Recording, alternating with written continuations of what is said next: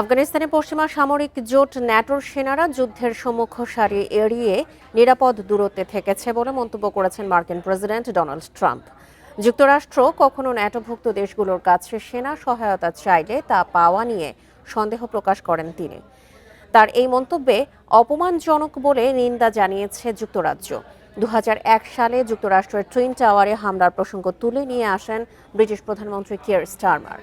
তিনি বলেন, ওই হামলার সঙ্গে ওসামা বিন লাদেনের আল কায়েদা জড়িত এমন অভিযোগে সেই বছরই আফগানিস্তানে হামলা চালায় যুক্তরাষ্ট্র। ওয়াশিংটন ন্যাটোর আর্টিকেল 5 আহ্বান করলে